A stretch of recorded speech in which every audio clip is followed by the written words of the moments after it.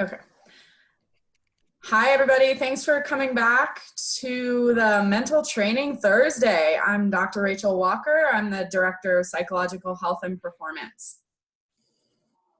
Hey everyone, I'm Dr. Mac Brown. I'm the Assistant Director and Training Coordinator at Psychological Health and Performance. And this week's topic is all about the power of self-talk. But before we dive into that, we wanted to just address some questions that had come up from last week's conversation and focus a little bit on that around how to stay connected when feeling disconnected. So Chris, would you send us off on that question? My name is Chris Thomas. I'm our clinical data and administrative specialist in PHP. Like Mac talked about, last week's topic was staying connected when feeling disconnected. And we noted a theme of questions that were sent to us. And Mac, I wanted to highlight one that kind of stood out. I feel the pressure to connect with friends and family more now that I have this time, but I also feel drained being on the screen all day for work or for class. How can I balance this? Because I still want to spend time with them, but I feel like it is hard to say no with all the uncertainty.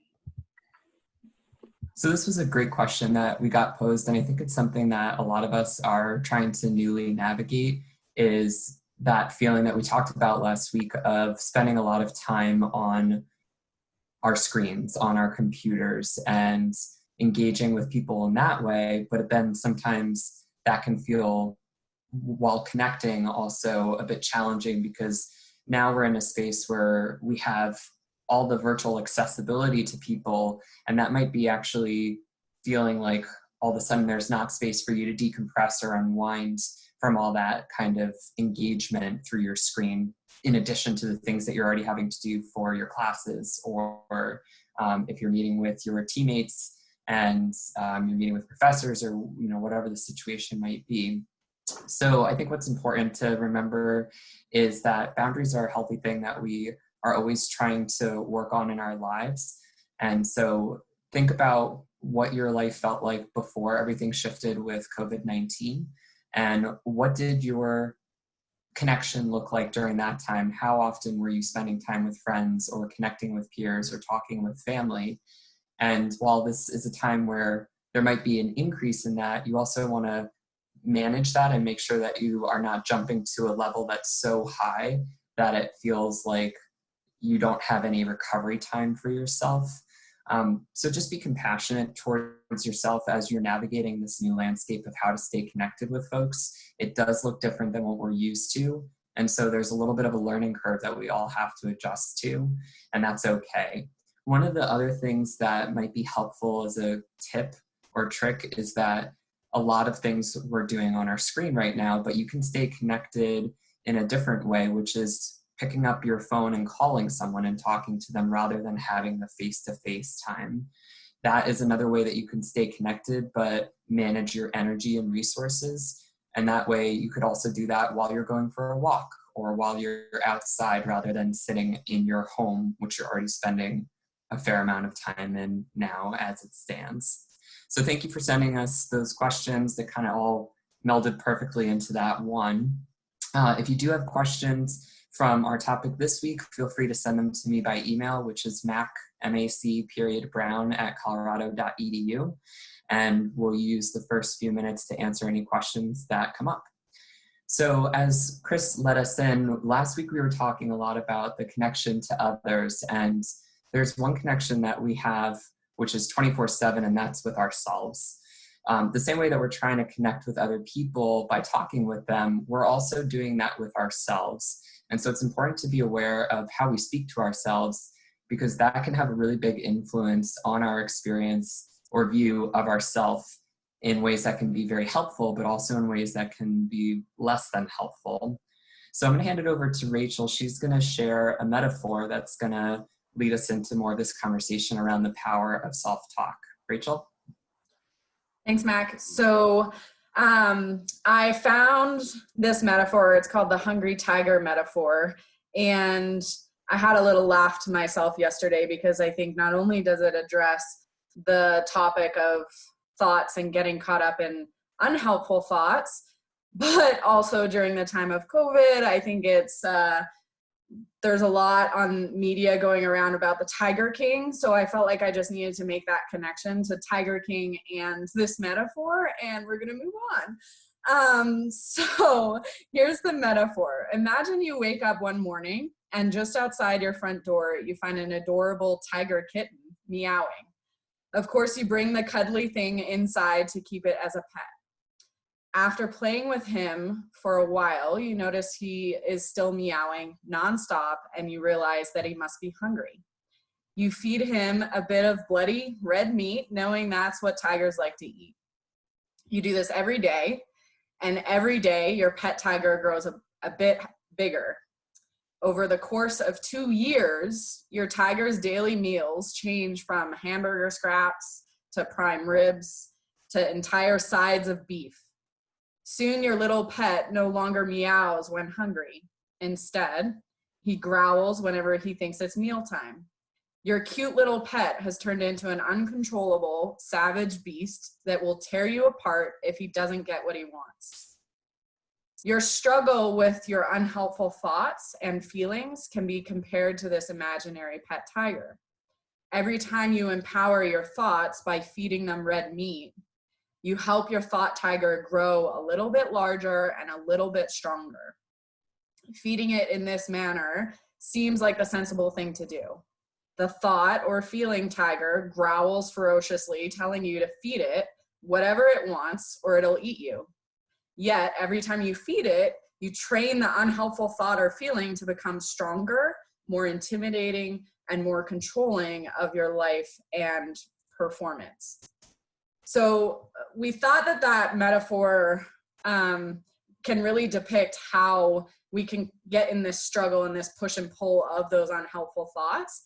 And I just wanted to talk a little bit about, to demonstrate that further, this idea of failure. And if you think of the 4-letter word, right? It's really a 4-letter word, fail, F-A-I-L.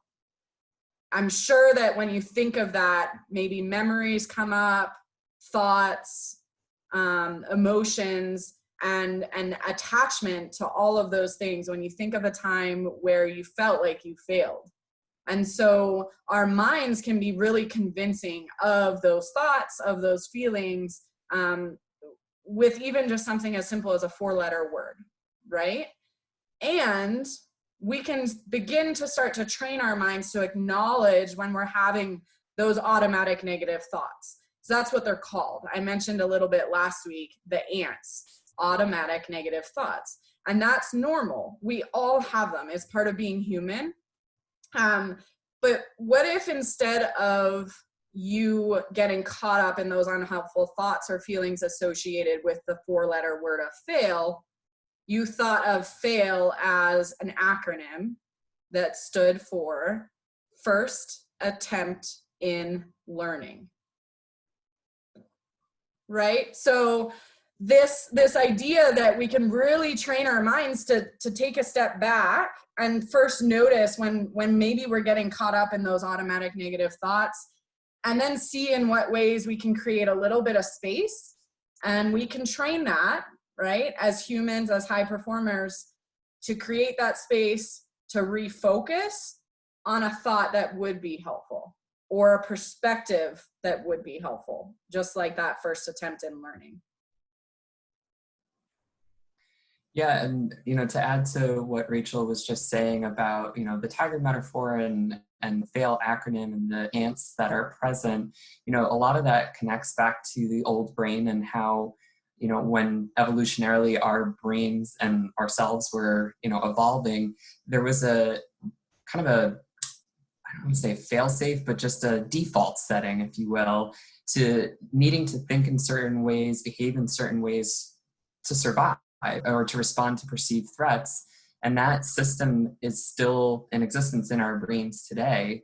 And while that's still helpful for certain survival situations, that same system can come into play when it comes to the way that we're phrasing things, framing things, talking to ourselves. And that can create a sense of truth that actually isn't true. So it's really important to be aware that those phrases and those thoughts are present for all of us.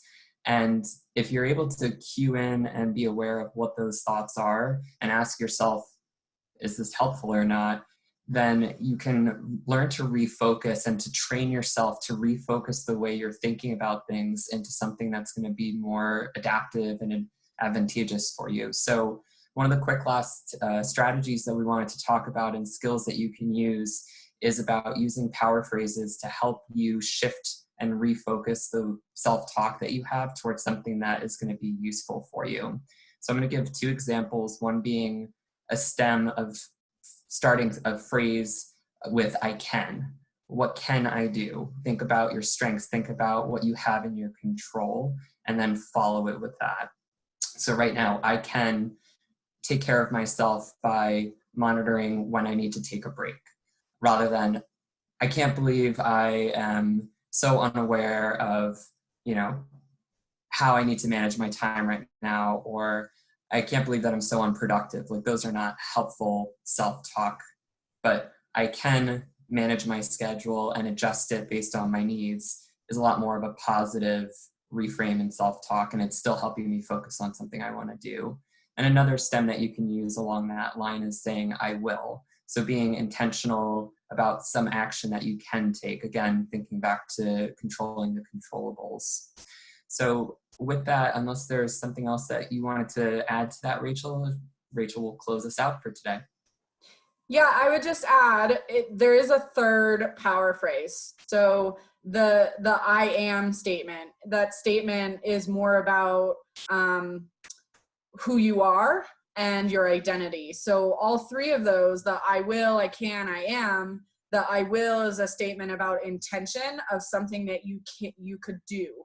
I can is a statement about potential. It's, something as simple as I can do this. And I am is that statement about your identity. And so when you shift you notice the automatic negative thoughts, and then you shift, you kind of take a step back and try to refocus on those power phrases. That's just one way that you can use self-talk to really benefit your life and performance. And so with that, we'll close today with this quote. Self-talk is the most powerful form of communication because it either empowers you or it defeats you. And we hope that you can join us next week for Mental Training Thursday. The topic will be accepting the mind.